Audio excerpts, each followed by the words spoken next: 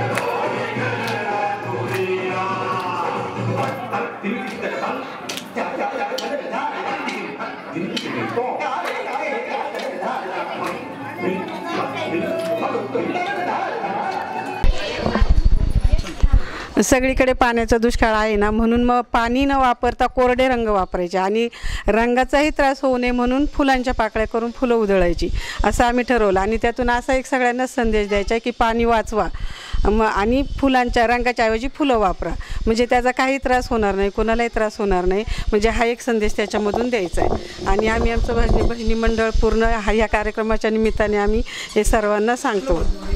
जिजाऊ महिला मंडळ बोडकेनगर हो, ते आमच्या मंडळातलेच आहेत, आमच्या मंडळातलेच केलेल्या आहेत त्या, म्हणजे धुलीवंदनाच्या निमित्ताने मंडळातलेच दुसऱ्यांना आम्ही रंगोत्सव चालतो त्या निमित्ताने आम्ही इथे राधाकृष्ण बनवली आणि म्हणून हे रंगाचा प्रोग्राम सगळा ठेवलेला आहे। म्हणजे पाण्याची बचत व्हावी हे तर आहेच महत्त्वाचं त्याच्यामध्ये, आणि रंगांपासून म्हणजे प्रदूषण होऊ नये म्हणून फुलांच्या पाकळ्या उधळायच्या, पाणी वाचवा हाच एक संदेश द्यायचा त्याच्यामधनं। जिजाऊ महिला मंडळ, जिजाऊ महिला भजनी मंडळ बोडकेनगर, आम्ही हा धुलीवंदनाचा सण साजरा करताना पाणी वाचवण्यासाठी आम्ही कोरड्या रंगाचा वापर केलेला आहे आणि त्या रंगामुळे त्रास पण होत नाही आणि त्याच्यामुळे फुलांच्या पाकळ्यांचा पण आम्ही वापर केलेला आहे, त्याच्यामुळे पाण्याची बचत होईल आणि कोरड्या रंगामुळे पण काही त्रास होणार नाही। दुष्काळग्रस्त भागामध्ये तसेच मराठवाड्यामध्ये बघतो, लातूर, बीड, परभणी, उस्मानाबाद या जिल्ह्यात 20 दिवसाला एक महिन्याला पाणी येतं आणि आपल्या भागामध्ये पाणी पुष्कळ जरी असलं तर पाण्याचा साठा जपून ठेवायला पाहिजे जेणेकरून आपण दुसऱ्या भागाला देऊ शकू, हा संदेश पण ह्यातून द्यायचा आहे। आणि ह्या महिला मंडळ एकत्र ह्याच्यासाठी आलं की हा सण म्हणजे एका ठिकाणी एकत्रपणे उत्सव सगळा साजरा करायचा आणि तो सगळं सेलिब्रेट करायचा, की जे एक ग्रुप असं नाही, सगळा भजनी मंडळ एकत्र येऊन त्याच्यामध्ये वयाला काही लिमिट नाही आहे, लहान वयापासून ते मोठ्या वयापर्यंत सगळ्याच महिला यात एकत्र आल्या आणि मनसोक्त ह्याचा आनंद घेतात. कारण असं की मुळात काय होतं, जे शेषगुण अवगुण असतात ते जळून गेले पाहिजे आणि सात्विक वृत्तींना प्रवेश मिळाला पाहिजे. जे लोकांमध्ये गर्व असतो, हे असतो ते नको आणि प्रदूषण नाहीचं झालं पाहिजे आणि झाडं तोडायची नाही, माणसाची प्रवृत्ती जळून गेली पाहिजे. जे काय त्याच्यात दोष असतील ते नाहीसे गेले, हा त्याच्यामागे होळीचा हेतू आहे. आणि दुसरं एक कारण म्हणजे समाजामध्ये अनेक प्रकारचे आपल्याला माणसं भेटतात. आता तुम्ही आम्ही भेटलो किंवा हे भेटले, यांच्यामध्ये बोलण्यानंतर तुम्ही गेल्यानंतर तुमच्या पश्चात जे कळतं ते तसं व्हायला नको, हा माझं प्रामाणिक मत आहे. म्हणजे असं काहीतरी थोडंसं याच्यामध्ये बदल झाला पाहिजे. एवढं समाजाला मी एवढंच सांगणार की जी दुष्ट प्रवृत्ती आहे त्याचा नायनाट करा आणि सत्प्रवृत्ती अंगी बाळगा, म्हणजे मग समाजातही बदल होईल आणि माणसाचाही बदल, एकमेकामध्ये हे राहील, काय म्हणतात, सलोखा राहील आणि विचारांची देवाणघेवाण येईल. एवढं माझं प्रामाणिक मत आहे आणि एकत्र येण्याचा हा फायदा होईल. जिजाऊ भजनी मंडळाने आता हा कार्यक्रम आयोजित केलेला आहे. यात तुम्ही आल्यापासून बघत असाल की सर्वजण अगदी आनंदाने होळी साजरी करतात आहेत. वयोवृद्धांपर्यंत सर्वांना सामावून घेतलेला आहे. आणि आज आपण जे न्यूजवर बघतो की बऱ्याच ठिकाणी विदर्भात वगैरे पाण्याचा तुटवडा आहे, तर आपला भाग हा जरी पाण्याने समृद्ध असला तरी आपण त्याचा असा अयोग्य वापर करू नये. म्हणून सर्वांना हाच संदेश यातून या जिजाऊ भजनी मंडळाला संदेश द्यायचा आहे की आपण त्याच्यातून समृद्ध आहोत, पण दुसऱ्यांचं दुःख जाणून घ्या आणि या होळीच्या निमित्ताने जेवढं पाणी वाचवता येईल तेवढं वाचवा, की जेणेकरून जिथे त्या पाण्याचा योग्य वापर व्हायला हवा, ज्यांना मिळायला हवं ते मिळावं. हे एवढा संदेश या भजनी मंडळाला द्यायचा होता. तो त्यांनी या फुलांच्या माध्यमातून रंग किंवा पाण्याचा अपव्यय टाळून त्या फुलांनी साजरा केलेला आहे. आणि रंगपंचमी तर साजरी केलीच पाहिजे. आज धुलवड आहे आणि कृष्णाचा आवडता सण म्हणजे रंगपंचमी. हा आम्ही महिलांनी ठरवला की आज साजरा करायचा धुलिवंदनाच्या दिवशी, पण तो अशा प्रकारे साजरा करायचा की पाण्याचा जर तुटवडा असल्यामुळं पाणी तर वाया घालवायचं नाही, पण कोरडे रंग एकमेकाला लावून आपण आनंद लुटायचा आणि फुलांची उधळण करून हा सण साजरा करायचा असं आमच्या महिला मंडळांनी ठरवलेलं आहे.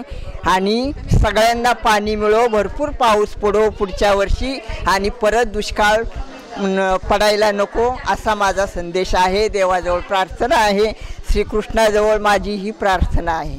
माझं एक म्हणणं आहे महिलांना, इथे सर्व आलेल्या त्यांनी आता हे संकल्प आहे ना मनात घ्यावा की घरी सुद्धा एवढं पाणी नासवायचं नाही. आपल्याला जेवढं उपयोग आहे ना तेवढंच पाण्याचा वापर करावा, एवढंच म्हणायचं मला. आम्ही होळी कशी फक्त फुलांनी साजरी केली, तसं सगळ्यांनी अशी होळी साजरी केली असेल अशी अंदाज धरते मी.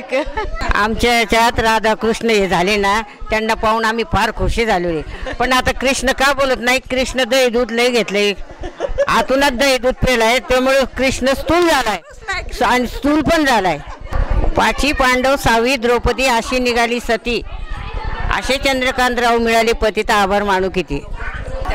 यमुनेच्या काठी श्रीकृष्ण म्हणतो हास, पांडुरंग शेठचं नाव घेते तुमच्यासाठी खास. निळ्या भोर आकाशात विमान उडते फास्ट, दीपक रावांचं नाव घेते तुमच्यासाठी खास. झिंझिन जिन्यात बसले मिन्यात कंचोळे अंगात गुलाल भांगा, जायफळ वटीत लवंगा मोठी, सोन्याची किल्ली हाती दिली, खोली उघडली खोलीत काय घडोशी काय हंडा हंडेव काय परतीत काय ताटात काय भातात काय तुपासारखा रूपासारखा जोडा, चंद्रभागेला पडला वेडा, उठा धर्माजी पाटील समोर सोडा. धन्यवाद ताई, धन्यवाद. राम बसले राज्यावर, सीता बसली अंकावर, मारुतरावचं तेज माझ्या कपाळाच्या कुंकावर. धन्यवाद ताई. गोट लेते बाटल्या लेते सरी मला करायची, चंद्रकांत रावांचं नाव घ्यायला मागं नाही सारायची. संसार रुपये सागरात पती पत्नीची नौका, ज्ञानेश्वर शेठचे नाव घेते सर्वजण ऐका.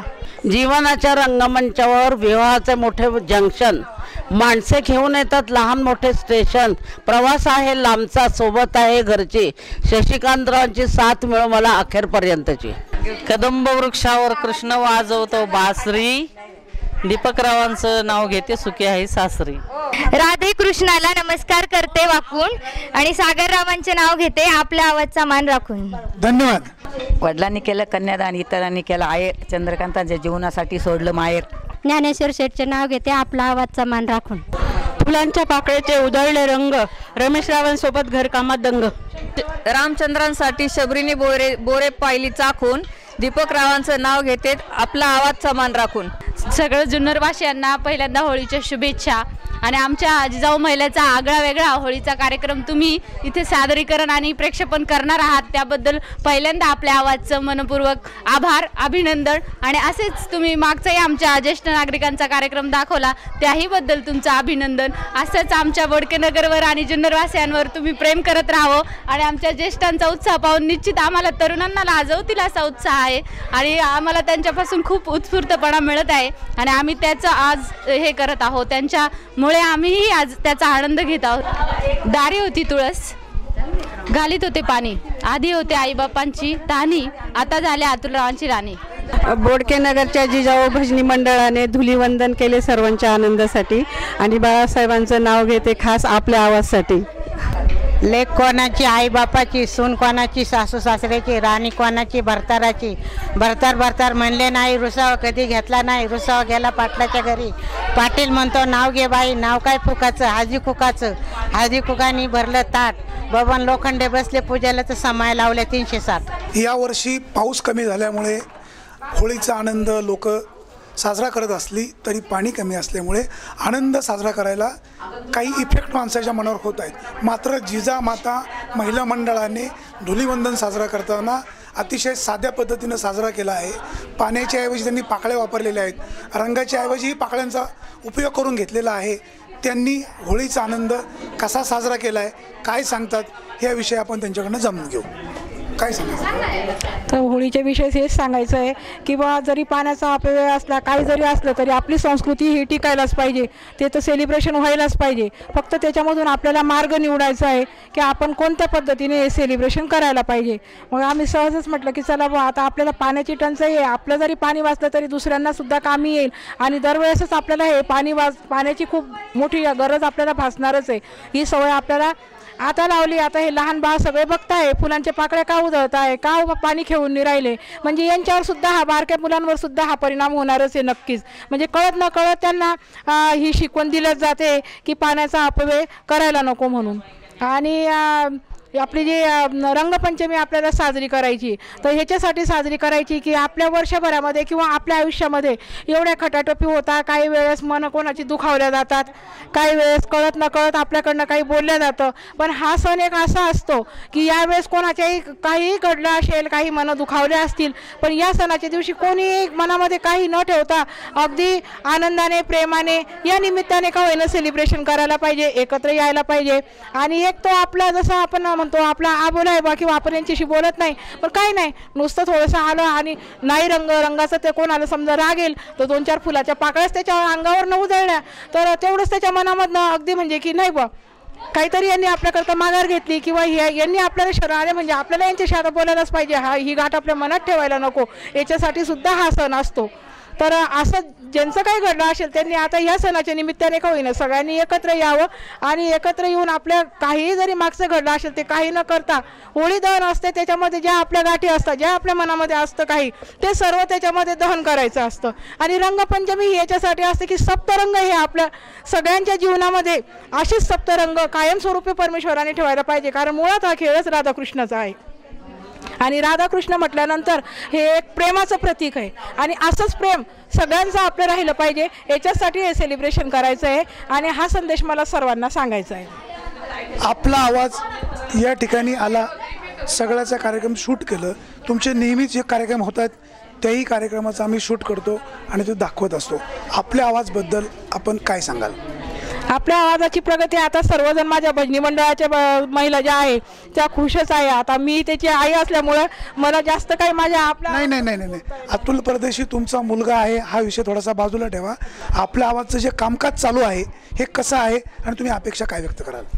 आपल्या आवाजचं काम हे खूप चांगलं आहे. कारण अतुलला तर मी सांगेलच, पण अतुलपेक्षा त्याची जी टीम आहे ते एवढे हार्ड वर्कर म्हटलं तरी चालेल. कारण मी घरात राहते, मला माहिती आहे. मागच्या वेळेसची जी शिवजयंती साजरी झाली त्या दिवशी अक्षरशः सगळी टीम आपल्या ऑफिसामध्ये झोपून होती. 2-2, 4-4 दिवस रात्र त्यांनी ही सर्व आपली कामं केलेली आहे शिवजयंतीचं सर्व कार्यक्रम दाखवण्याची. त्याबद्दल सगळ्यांनाच उत्सुकता आहे आणि सगळ्यांना आपला आवाज हा एवढा प्रिय झालेला आहे. आता मी सुद्धा बाहेर पडले की सगळेजण म्हणतात की हो, आपल्या आवाजचा आम्ही कार्यक्रम बघतोय. त्याच्यामध्ये सकाळची भजनं पण खूप छान असतात आणि मला तरी असं वाटतं की आता या खेळीमेळीच्या वातावरणातून तुम्ही जेव्हा घेता, कारण महिलांना व्यासपीठ मिळत नाही पटकन, आणि आता हे आपल्या आवाजमुळे काय होतं आहे, सगळीकडे महिलांना व्यासपीठ मिळतं आहे. त्याच्यामुळे महिला तर अगदी खुश आहे आपल्या आवाजवर.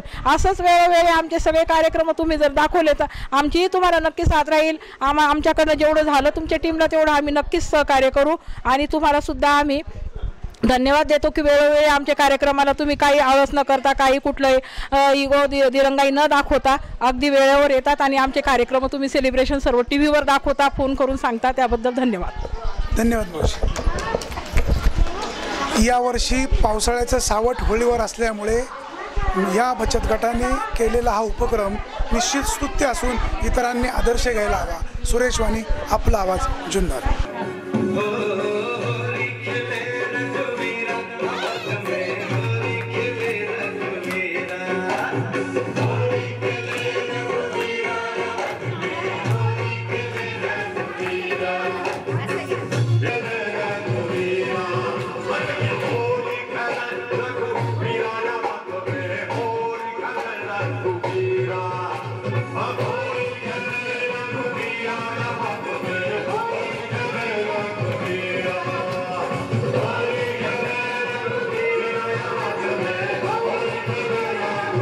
वळूयात पुढच्या बातमीकडे. खोडद येथे शासन आपल्या दारी या शासकीय उपक्रमाचे आयोजन करण्यात आले होते. यावेळी आमदार शरद सोनावणे, जिल्हा परिषद सदस्य आशाताई बुचके, शिवसेना तालुका प्रमुख माऊली खंडागळे, तहसीलदार आशा होळकर, गट विकास अधिकारी नम्रता जगताप आदी मान्यवर उपस्थित होते.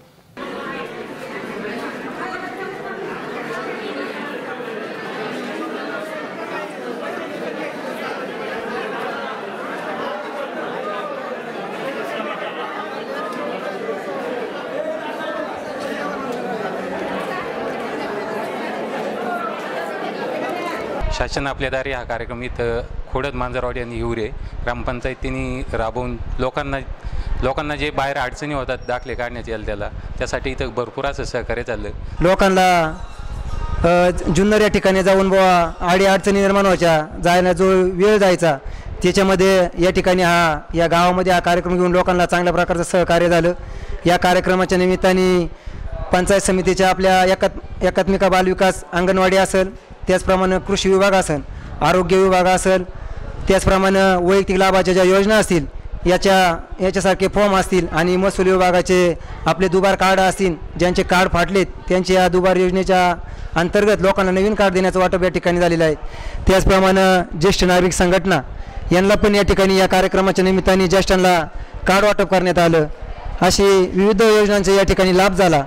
या निमित्ताने हा कार्यक्रम शासनाने आपल्या दारी हा कार्यक्रम महसूल विभाग, पंचायत समिती विभाग असेल यांनी या ठिकाणी राबून आपल्या सामान्य जनतेला न्याय द्यायचं काम केलेलं आहे. तर ह्या लोकांची इथं म्हणजे गावच्या गावात एक दाखले, कोणाला उत्पन्नाचे दाखले पाहिजे, कोणाला रहिवाशी दाखले, त्याच्यानंतर MSB बोर्डाच्या मार्फत 3 फेज, नंतर सिंगल फेज घराची कनेक्शन, त्याचप्रमाणे आरोग्य खातं, त्याच्यानंतर कृषी विभागातून कांदा चाळ, त्याच पद्धतीने शेततळं, अशा विविध ज्या शासनाच्या ज्या लाभाच्या योजना आहेत वैयक्तिक, सार्वजनिक, या सर्व योजनांचा लोकांना फायदा व्हावा ह्या निमित्ताने इथं हा कार्यक्रम ठेवण्यात आला आहे. 30 प्रकरणं दाखल झालेली आहेत. कशाची प्रकरणं दाखल? ह्याच्यामध्ये कांदा चाळीसाठीचं प्रस्ताव आहेत, ट्रॅक्टरचे आहेत, रोटावेटरचे आहेत, शेततळ्यांची प्रकरणं आहेत. मी विलास दत्तात्रय कुचिक. का मी शेतामध्ये शेततळे बनवले, परंतु ते आमच्या शासनाने काही मंजूर केलेलं नाही. तेव्हा बाकी आमच्या गावातले बाकी लोकांचे मंजूर होतात, पण आमचं काही मंजूर झालं नाही. का झालं नाही ते म्हटले लांबी रुंदी बसत नाही किंवा काय असं, पण ते बाकीच्यांच्या असं ते म्हणतात का नियमात बसत नाही. आम्हाला एकदा मोठं करायला लावलं, नंतर परत छोटं केलं आम्ही, तरी पण ते काय म्हटले बसत नाही, करू म्हटले मंजूर, त्यांनी काय मंजूर केलेलं नाही. ते आमचे शेतकी मदतनीस खेडकर मॅडम ते आता इथे नाहीत, हो वरिष्ठ आहेत.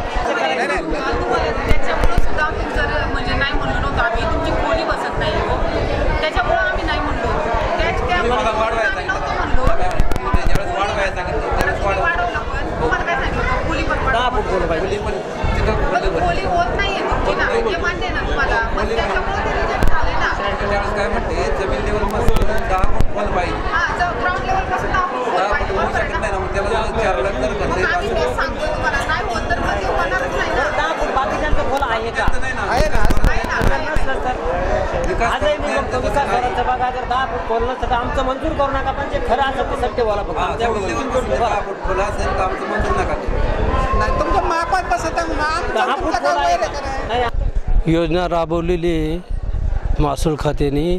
ती जर तिथं लोक येतात त्यांच्या खात्यामध्ये जर ती कामं झाली असती तर इथपर्यंत यायची गरज नाही. इथं आले तर त्यांनी 8 ते 15 दिवस अगोदर ही योजना राबवायला लागत होती किंवा गाडीवर लोकांना अलाउन्स करायला लागत होतं. त्या कारणाने प्रतिसाद म्हणावा असा भेटलेला नाही आपल्या दारी आपल्या शासन म्हणून.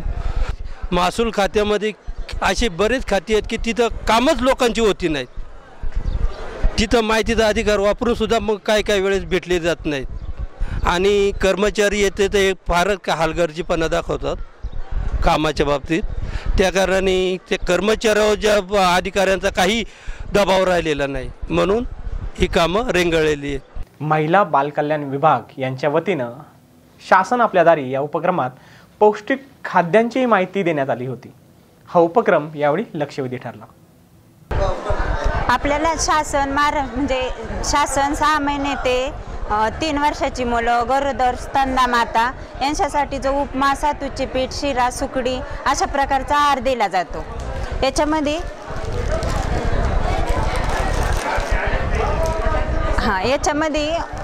भरपूर उपम्यामध्ये जीवनसत्व, लोह, कॅल्शियम, रायबिन, नियासिन, फॉलिक ॲसिड म्हणजेच याच्यामध्ये गहू, स्निग्धयुक्त सोया, मूग, शेंगदाणा, खाण्याचे तेल, मसाले, खोबरा किस अशा प्रकारचे असतात उपम्यामध्ये.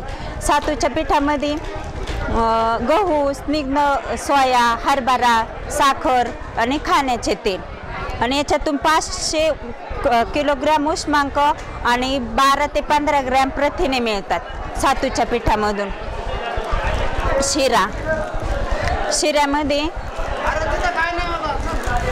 शिऱ्यामध्ये गहू, सोयाबीन, मूग, शेंगदाणा, साखर आणि खाण्याचे तेल याच्यातून पण 500 किलोग्रॅम उष्मांक आणि प्रथिने 12 ते 15 ग्रॅम भेटतात. तरी पण म्हणजे याचा असा सर्रास वापर केला जात नाही. म्हणजे लोक ह्याला कानकूस करतात. म्हणजे हे ते अशा प्रकारचं असतात उपमा, शिरा आणि सातूचं पीठ. तर त्याच्यामुळं आपण त्याच्यापासून असे वेगवेगळे पदार्थ, आता ही थोडासा मैदा आणि उपमा याची चकली, आपण ही चकली करू शकतो. ही नुसती सातूचं पीठ आणि गुळ घालून गोड पुरी. ही आळूच्या वडीमध्ये आपण त्याच्यामध्ये हवरी आणि उपमा घालून आळूची वडी. थालपीठ हे तर एवढं पौष्टिक आहे. याच्यामध्ये थोडं डाळीचं पीठ, उपमा आणि शेवग्याचा पाला, टॅमॅटो, कांदा. शेवग्याचा पाला एवढा मुलांना किंवा प्रौढ व्यक्तींना डोळ्यासाठी चांगला असतो, पण आपण सर्रास असतो आपल्यापाशी पण त्याचा वापर करू शकत नाही. हे जर घातलं तर म्हणजे आपल्याला डोळ्यांसाठी फायदा होतो. हे नुसतं सातूच्या पिठाचं पुरी, गोड पुरी. ही गवार घालून उपमा घालून गवार आणि उपम्याची चकली आणि हे उपम्याच्या शंकरपाळ्या तिखट वावा घालून ही गोड पुरी. पालक आणि उपम्याची पुरी. पालकांपासून आपल्याला माहिती लोह भरपूर भेटतं, मुलं खात नाहीत. हे मोठं समजा तेच नसेल तर गुळ, शेंगदाणा, लाडू आणि तूप घालून मळायचे द्यायचे. हे फक्त उपम्याचं थालपीठ काढू शकतो आपण कोथिंबीर ते घालून. उपम्याची चकली हे ह्यासाठीच आमचा उद्देश हाच आहे. जे मुलांना म्हणजे आपण देतो ते शासनाचा रसा वायाच जातो ना, त्याचा सर्रास वापर होत नाही. पण आपण त्याचे हे जे वेगवेगळे रेसिपी केअर करून मुलं आवडीनं खातात ना, कुरकुरे, चॉकलेट, बिस्किट, याच्यापेक्षा हे आणि त्यांच्या पूर्ण पौष्टिक उष्मांक प्रथिने पूर्ण मिळतं ना. आता साहजिकच याच्यातून डाळी, सोयाबीन वापर होतच नाही, सोयाबीन, मूग, शेंगदाणे, म्हणजे हे बाकीचं देण्यापेक्षा हे कुरकुरे हे देण्यापेक्षा जर हे दिले तर त्यांना पूर्ण म्हणजे पौष्टिक आहार त्यांना मिळू शकतो. प्रथिने, उष्मांक डाळीमधून मिळतात ना. आपण रोज मुगाची डाळीचं काही करूच शकत नाही, ते त्यांना मिळतं. त्याच्यासाठी म्हणजे लोकांनी याचा सर्रास वापर केला. मोठ्या व्यक्तींना पण, गरोदर मातांना लोहाची कमतरता असतेच ना, तर त्यांनी हा आहाराचा वापर अशा पद्धतीनं करायला पाहिजे. सांगण्याचा उद्देश हाच आहे आम्हाला. त्याच्यामध्ये फळं पाहिजे, बीटाचा हलवा, बीटमधून रक्त मिळतं, रक्त वाढतं ना. बीट तशी खाऊ शकत नाही, पण त्याचा समजा हलवा केला तर तो आवडीनं खाणार ना गोड, त्याच्यातून तेवढं आपल्याला रक्त वाढतं. गरोदर मातेला पण हे होतं. कमी वजनाची मुलं असतील तर म्हणजे याच्यामुळे सगळी वजनात पण वाढ होणार ना. त्याच्यासाठी म्हणजे सांगण्याचा उद्देश हाच आहे. शासन आपल्याला देतं पण आपण त्याचा वापर करत नाही. समजा आपण तसं नाही खाऊ शकत तर वेगवेगळे पदार्थ करून मुलं आवडीनं खाऊ शकतात ना. समजा हे असंच असेल तर हे नाही खाऊ शकणार, कानकुच करतील, रोज रोज नको. पण असे वेगवेगळे पदार्थ करून दिले तर त्यांची तेवढी हे वाढणार ना, त्यांना उष्मांक, कॅलरीज भरपूर भेटणार, म्हणजे कुपोषणाचे प्रमाण कमी होणार ना. जुन्नर तहसील कार्यालय, जुन्नर पंचायत समिती, त्याचबरोबर कृषी विभागाने खोडद येथे आज शासन आपल्या दारी हा कार्यक्रम आयोजित केलेला आहे. अनेकांच्या समस्या या ठिकाणी सुटतात, अनेकांच्या सुटतही नाही. जी प्रकरणं दाखल करून घेतली जातात ती प्रकरणं वेळच्या वेळी लाभार्थींना मिळावीत अशी अपेक्षा व्यक्त होते. वास्तविक ज्या कामगार तलाट्याकडे की ज्या टेबलावर जी प्रकरणं या अगोदर दाखल होतात ती जर वेळीच मार्गी लागली तर अशा प्रकारच्या उपक्रमांची गरज भासणार नाही. शासनाने महसूल विभाग असेल, पंचायत समिती असेल किंवा कृषी विभाग असेल, या विभागाला जर अलर्ट केलं तर या योजनेचा लाभ खऱ्या अर्थाने त्यांच्या दारापर्यंत पोहोचू शकेल. सुरेश वाणी, आपला आवाज, खोडद. वळूयात पुढच्या बातमीकडे. कर्तृत्वाची व्याख्या करताना माणूस किती जगला यापेक्षा तो कसा जगला याला जास्त महत्त्व आहे. समाजाच्या विकासासाठी सर्व धर्मियांना सोबत घेऊन समाजहितासाठी कार्यरत राहणारे जुन्नर तालुक्यातील उत्तुंग समाजप्रिय व्यक्तिमत्व अकबरभाई आत्तार यांचं अल्पवयात निधन झालं. सावरगाव येथे त्यांना श्रद्धांजली अर्पण करण्यासाठी शोकसभेचं आयोजन करण्यात आलं होतं. यावेळी सर्व धर्मीय बांधव उपस्थित होते.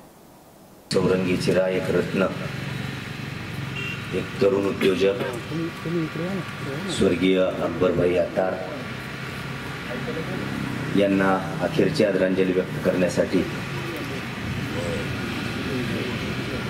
उपस्थित सर्व या परिवाराचे स्नेही, आप्तेष्ट, नातेवाईक आणि विशेषत्वानं अकबरभाई आणि आत्तार परिवारातील प्रेम करणारे सर्व त्यांचे हितचिंतक, त्याचप्रमाणे अकबरभाईंना जाती धर्मापलीकडचा पराक्रमी योद्धा म्हणून आदरांजली व्यक्त करण्यासाठी उपस्थित असलेले सन्माननीय सुभान अली सर. खरं तर वास्तविकामध्ये सरांनी अत्यंत चांगली अशी माहिती दिली. मी अकबरभाईंना कधी भेटलोय की नाही मला माहीत नाही, परंतु भूमीचे मार्दव सांगे कोंभाची लवलव. अकबरभाईंचे बंधू, आमचे सहकारी मित्र आत्तार सर यांच्या माध्यमातून या परिवाराशी संबंध आला. मी अकबरभाईंच्याबद्दल थोडंसं ऐकलेलं होतं, पण हा माणूस इतका मोठा आहे की मला काल परवा पत्रिका मिळाल्यानंतर कळालं. जाती धर्माच्या पलीकडे जाऊन आपण पहिल्यांदा एक माणूस आहोत आणि माणुसकी हाच आपला धर्म आहे, हीच आपली जात आहे, हे समजून अकबरभाईंनी काम केलेलं आहे. मगाशी आकडे ऐकताना देखील आपल्या सगळ्यांना त्याची जाणीव झाली असेल की मोना आपण अंतर्मुख होऊन जर विचार केला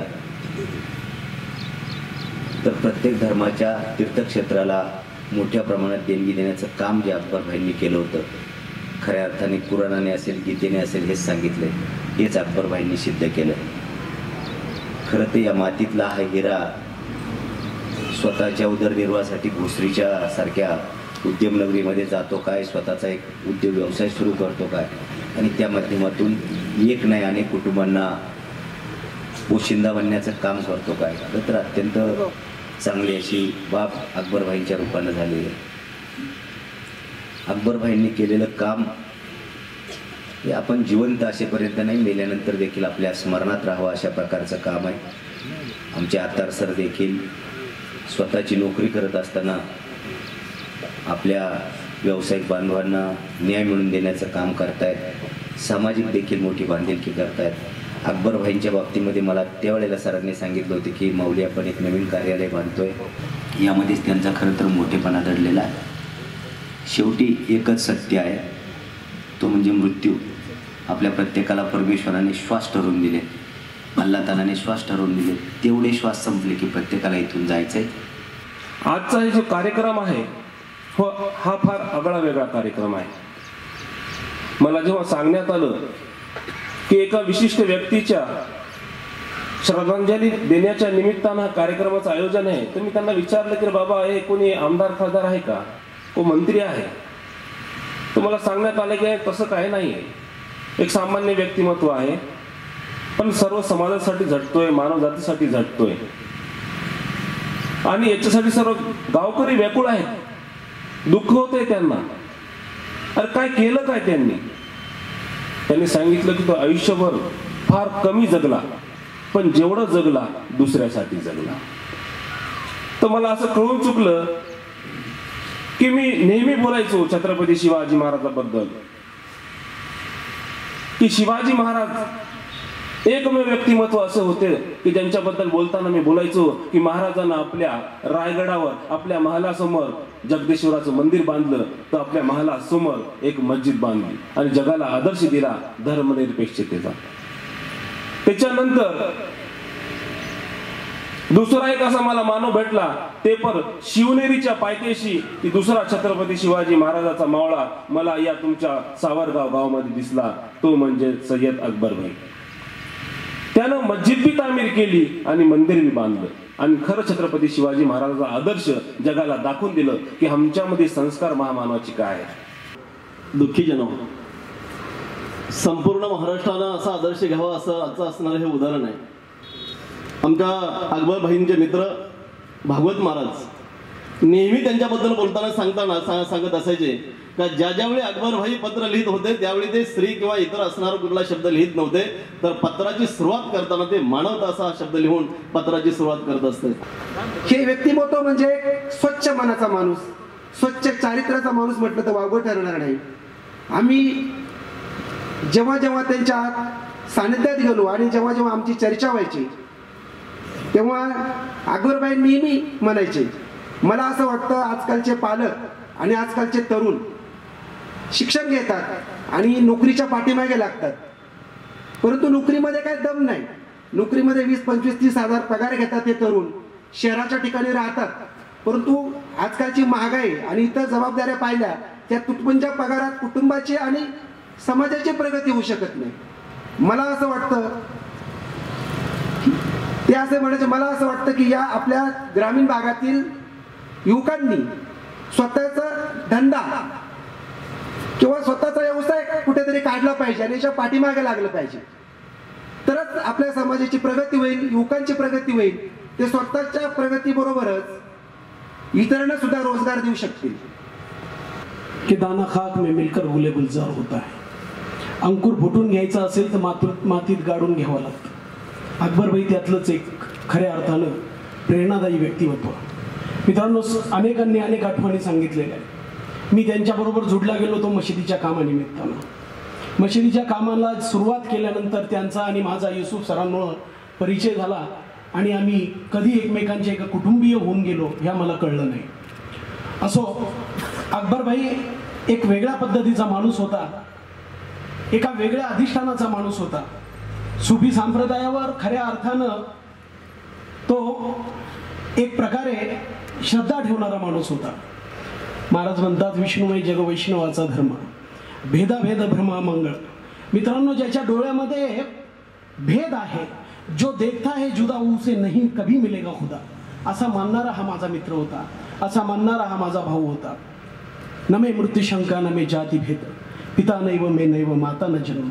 हीच पंक्ती कुराणामध्ये सुद्धा आम्हाला त्याच स्वरूपामध्ये उलगडणारी मिळते की परमेश्वर सांगतो की न मला मृत्यू आहे, न मला जन्म आहे, न मला माता आहे, न मला पिता आहे.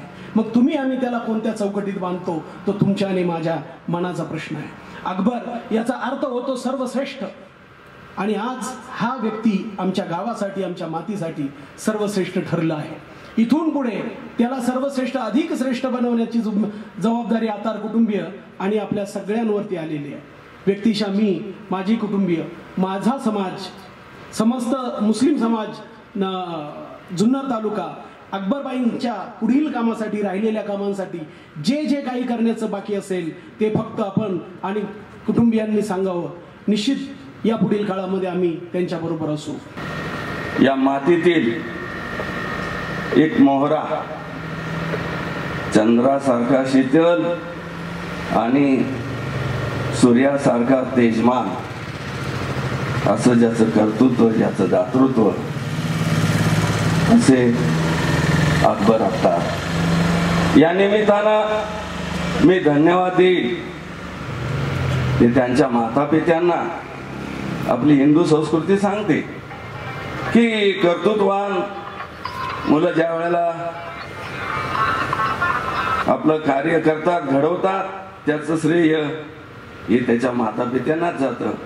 आणि अति प्रतिकूल परिस्थितीमध्ये, हलाखीमध्ये या पाचही अपत्यांचा मामा आणि मामी यांनी शिक्षण केलं आणि त्यांच्या श्रमाला साथ या अपत्यांनी दिली.